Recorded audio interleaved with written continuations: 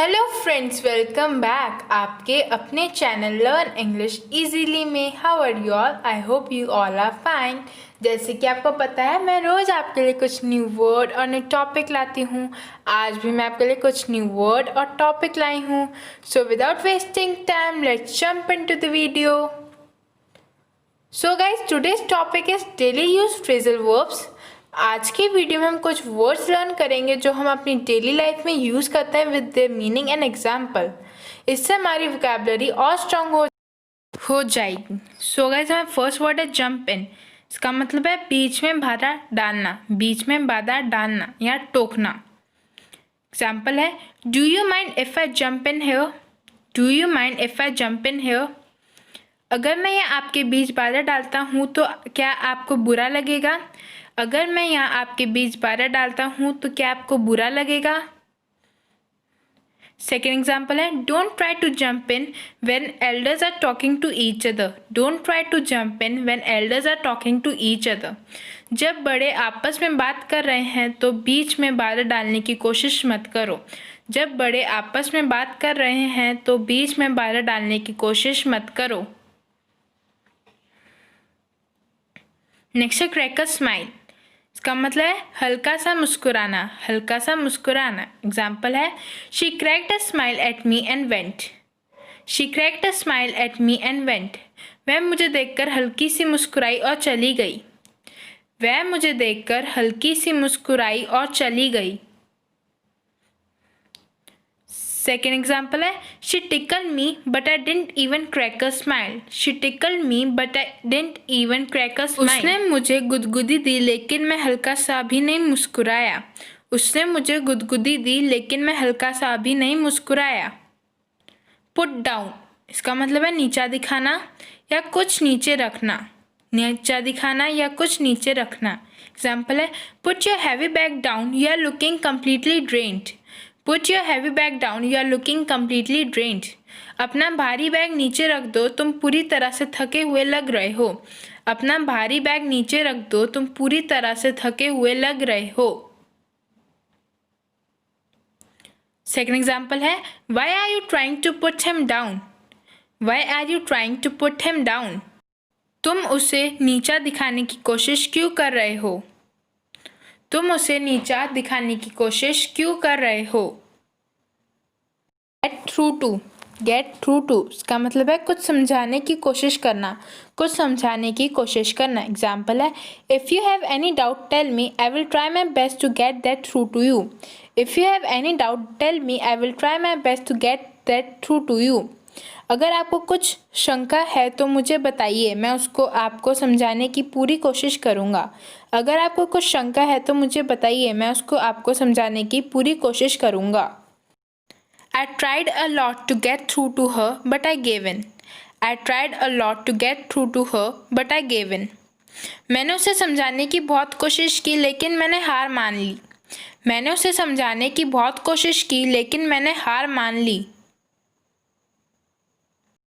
Break down. इसका मतलब machine या गाड़ी चलाते चलाते रुकना। मशीन या गाड़ी चलाते चलाते रुकना। एग्जाम्पल है, my car broke down on my way home. My car broke down on my way home.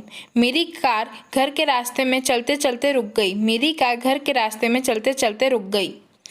Freak out. Freak out इसका मतलब है होश उड़ा जाना, होश उड़ा जाना। इसका मतलब है, I really freaked out when I heard her voice while singing. I really freaked out when I heard her voice while singing.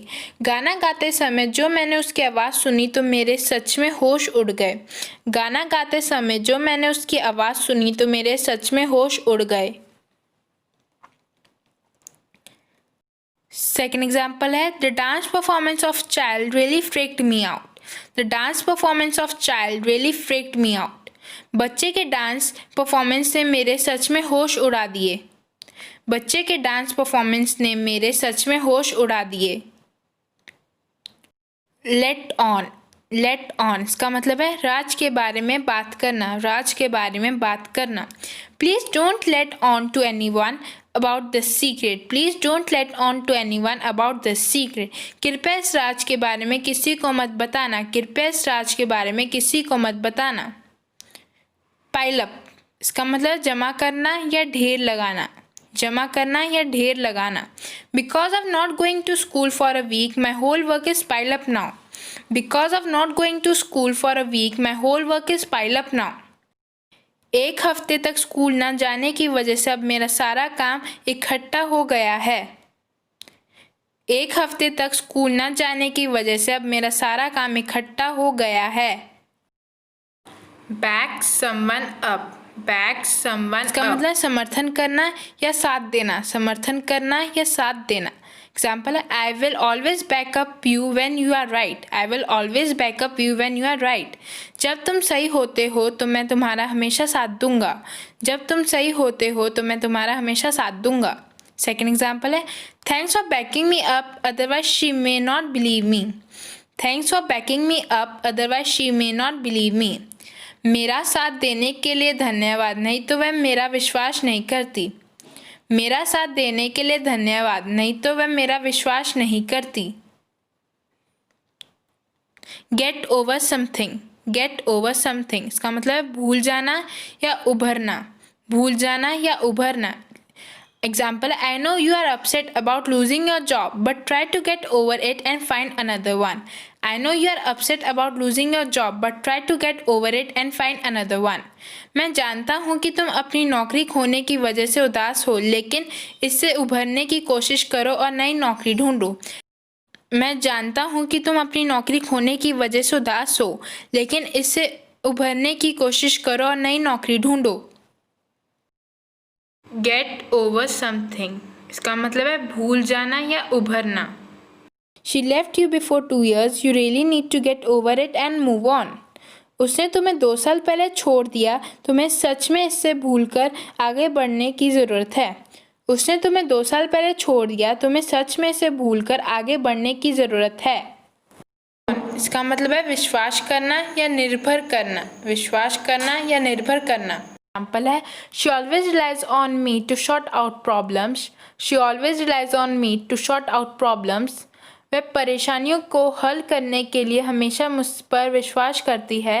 वह परेशानियों को हल करने के लिए हमेशा मुझ पर विश्वास करती है। तो गाइज आज की वीडियो में हमने डेली लाइफ में यूज़ होने वाले कुछ phrasal verbs with their example learn किए हैं। आई होप आपको लर्न हो गए होंगे।